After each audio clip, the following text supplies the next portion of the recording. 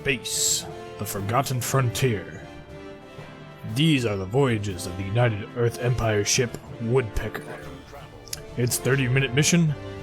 To explore strange new titles, to seek out new mechanics and new experiences, to boldly go where no gamer has gone before. Ah, yes. What a beautiful security outpost. Alright, ease it in, Ensign. Ease it in. Oh, what are you doing? Oh my god. Holy shit. Oh, that was not supposed to.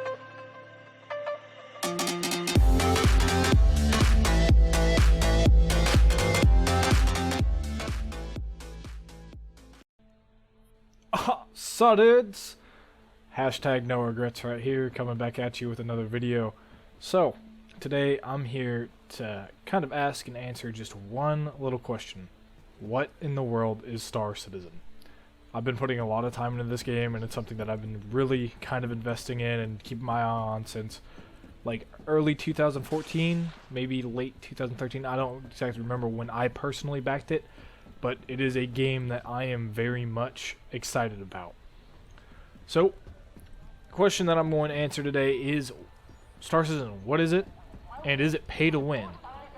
So, I think the very first thing that we need to get kind of out of the way here is who is making the game. So, the game is being developed by Cloud Imperium Games, which is headed by Chris Roberts. And if you don't know who that is, Chris Roberts is a veteran game developer, and he's also an ex-producer at Hollywood. So he is very famous for taking the space simulation genre and kind of revolutionizing it, making it actually something. And his most famous series was the Wing Commander series, which got a lot of people into the whole space simulation kind of scene.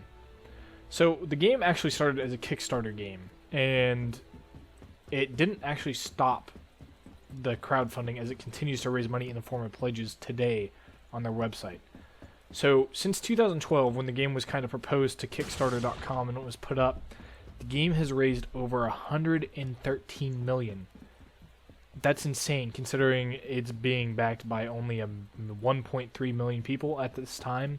So that averages out to be about $82, $83 per person. That's kind of a lot of money that they've raised, and that kind of gives you an idea of the confidence that people are putting into Chris Roberts.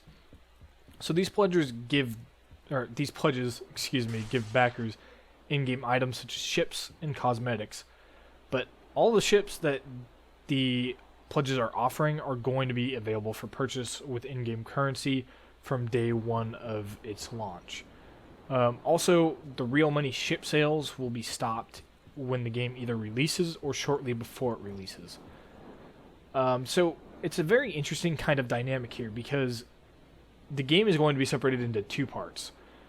The first being Squadron 42, which is rumored to be released at the end of this year, and the second being the Persistent Universe, which is supposed to go up sometime after the release of Squadron 42. So I'm going to kind of explain what Squadron 42 is real quick. So it's going to be a single-player campaign that will be released in 3 episodes. The first is supposed to be at the end of 2016, and what it is it focuses on your character's journey through the United Earth Empire Navy, with the opportunity to join the legendary Squadron 42, which is supposed to be a very, very prestigious entity that was very instrumental in one of the big alien wars. I might get into that a little bit later, but this campaign is going to feature a deep story with motion capture from many well-known actors such as Mark Hamill, Gary Oldman, Gillian Anderson, and more. So there's a lot of money being put into this, and it's kind of a passion child of Chris Roberts. So let's take a look at Star Citizen as a whole, and more importantly, the Persistent Universe, which is going to be the second part of the game. So the Persistent Universe is going to be a multiplayer kind of entity of Star Citizen, where you are your own person, you have your own ship, whereas in Squadron 42, you're going to be a soldier in the Navy and you're going to be flying military ships and whatnot.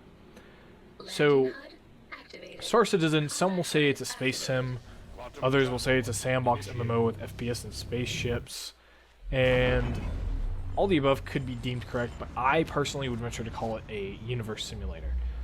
It's going to be a completely physics-based game, which will allow for high skill caps with certain ships by turning off computers that help compensate for physics. So what that means is that a lot of the ships have like onboard computers that handle a bunch of maneuvering in order to make the flying more or less kind of fly-by-wire instead of the whole Newtonian physics. But you can turn that off and have it completely Newtonian physics to where you're flying in a certain direction and you cut your engines and you will continue to drift in that direction and you're free to use your maneuvering thrusters to turn the ship and whatnot. Also, ships will have unique damage models, and when certain pieces of the ship become damaged, it can affect spaceflight drastically. So, take for example, one of the ships is called the Cutlass, and its thrusters, its main thrusters, are actually they're able to rotate. So it makes a ship of its size, because it's quite a larger ship, be able to maneuver really, really well. But the thing is, if those engines start taking damage, then the flight model changes drastically. You'll have issues actually flying in the direction that you want, and you'll end up overcompensating in turns a lot. It'll turn you a lot faster than you really want to. So it's going to be very interesting with how that works, because not only do you kind of have control of your ship, but you have a lot of control of a lot of the systems inside your ship. So you can reallocate power to weapons, your thrusters, and other things such as shields, and which shields you want to have the most power.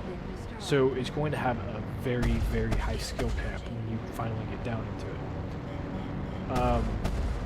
But let me kind of talk about what you can do in the game. The game is going to have a completely diverse offering of what you can do. There's going to be literally almost an endless amount of professions to appeal to people. So this game will allow you to do almost anything you want. If you want to explore planets, you can. If you want to be a member of a private military corporation that's hired to protect trader caravans, or maybe even pull off an assassination of a key leader, you can do it. Ships will also have modularity, which will allow for many types of occupations, from scientific research to having a mobile agriculture base to having a bounty hunter ship / a patrol ship, where the ship actually has jail cells that you can put people in. So let's take, for example, exploration. There's going to be a lot of stuff for you to find inside of the persistent universe. The game itself, like the persistent universe part, is going to launch with over 100 star systems. That is huge. So these people that choose to explore are going to be able to name undiscovered systems, as well as enjoy seamless transitions from space to procedurally generated planets. On top of that, these explorers are going to be able to chart jump points and basically wormholes, which will allow people to shortcut their way to other star systems, which is really cool. And every so often, they're going to have to rechart these, and they can sell these charts for money. So the game is being built to completely allow players to impact the universe. Although it's not going to be like a very, very large impact, but you will have a impact to where other people are going to be able to see it. But this begs the question, what if you don't like piloting? Because I know a lot of people, for some reason, they actually don't want to fly their own spaceship. They want to maybe be a crew member or something along the lines of that. Well, CIG has an answer for you. There's going to be a fully fleshed out first-person interaction in the game. Whether that be from participating in firefights in zero gravity, or in the hull of a derelict destroyer, or on a planet, to crewing a multi-crew ship as an engineer, a turret gunner, a communications officer, whatever you want. There is literally something for you to do. And speaking of multi-crew ships, this game has an extremely in-depth and amazing ship system in development. So what I mean by that is certain ships will have a minimal ship crew required to actually have it fully functioning. Now, by fully functioning, I mean to be able to fly effectively, to be able to man your weapons effectively, to do communications effectively, all that stuff. It's going to have a minimum crew. So this could range from one person, which would be single-seater ships, which is, things that you only need one person to fly. It's very conducive to solo group or solo play, and usually they're more of the smaller fighter-based ones, to over 20 people. And those are more of your like your capital ships, like your frigates and whatnot. But keep in mind that even though it only requires 20 people to fully pilot it, that's not to have it working at its peak efficiency. They've estimated that in order for a ship, like let's say a ship that needs 23 or 24 people to crew it, that you should have around 80 to 100 people actually on the ship, so you can take shifts and rotate and have it actually functioning at its peak efficiency. Now, that doesn't mean that all of those stations have to be manned by your buddies. Now, that would be cool, and that is definitely encouraged, and it's going to lead to a lot of fun interplay in the game. But you can actually hire NPCs to help crew the ships. Or you can hire people that you don't know. You can actually hire actual other players to come help you out on that. However, at the moment, CIG is talking that there will be a cap on how many NPCs you can hire. It's just not clear what that number is. So, the other thing that's really interesting about this game is the organization system. And organizations, you can look at it as a guild. And what it is there are several different types. One of them is a private military corporation. So these are going to be the people that are going to mostly focus on offering their services as a private navy or a private ground force or something along those lines to either the highest bidder to do whatever they want. So to say, for example, assassinations, manning a security station, or even kind of carving out their own part of the galaxy and owning it for whoever's hiring them. The other ones that you have are like a corporation, so that would be your trading-centric groups.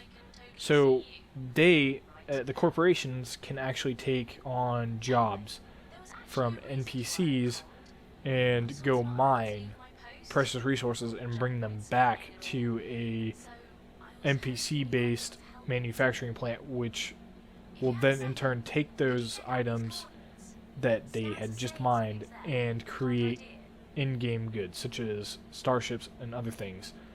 You also have syndicates, which are going to be your crime guilds, and there's going to be a huge crime system in this game to the point where there's actually a completely separate kind of capital city and owned space for the crime syndicates, which is going to be really cool. So if you are part of a syndicate and you're a shady person, then what's going to happen is you have a reputation, and as that reputation gets built up, you're going to be less welcome in UEE space, and vice versa. If you have a reputation with the UEE, you're going to be less and less welcome in the syndicate space. So it's going to have a very, very cool dynamic as far as that goes.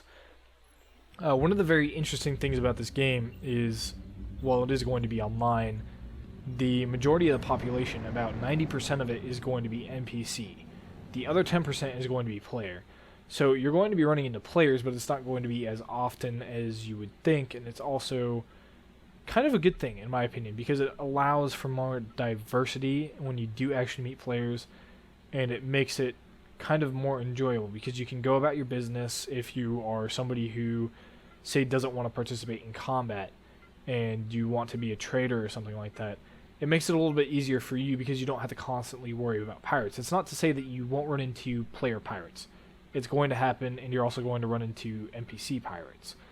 But the danger there is kind of a little bit lesser. Now, it's not known yet as to how large the Persistent Universe servers are going to be, but what I can tell you is that one of the coolest things about the Persistent Universe is that the servers are going to be managed by CIG. So it's going to be a CIG hosted server. But you as a player can host your own private server. And in that private server, you can literally modify the way the game is going to work in any way you want. So say you don't want to run into pirates, NPC pirates, so you can turn that off. Say you don't want to run into the Vandal or some of the other alien races, you can turn that off. Let's say you want to increase the amount of player interaction, you can do that. So the game is going to allow for a lot of flexibility, but I'm really excited to see it, and I'm just really excited to see the way that CIG finally implements this. The way that it's going to work is when this game finally comes out, it's going to be quite the revolutionary game, because it's kind of just filling its own niche. It's creating its own wavelengths. So that's why I'm personally excited about it. But there's so much more to talk about in terms of what the game is going to be, but I just wanted to give you a quick overview of what the game is and what it's about. But if you're really interested in the game, I'll be putting out a lot more Star Citizen content in the future, especially expanding on the systems and mechanics of the game, so keep an eye peeled. Also, if you want to maybe get into the game, I'm going to have a link down below to the RSI website, which is basically CIG's Star Citizen website. And I'm also going to have a code that you can input in. And what you're going to do is when you take that code and you put it in, you don't have to buy a package, you don't have to do anything, but it's going to allow you to kind of make an account, see what the game's about, ask some questions on the forums, get some interaction with the people. And then on top of that, if you do decide to back the game and get the game, it'll set you up with an automatic 5,000 credits, and it also helps me out a little bit too. So if you like the video and if you like the content, please put your comment down below. Hit me with that subscribe and that like. It really helps out the channel, and it really helps me grow a little bit. Until next time, peace.